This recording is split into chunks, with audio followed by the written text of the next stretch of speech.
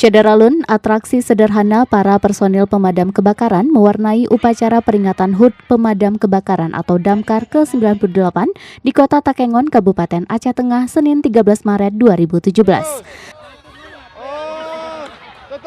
Meski hanya menampilkan atraksi berupa memadamkan api menggunakan goni basah, namun sempat menarik perhatian para peserta upacara.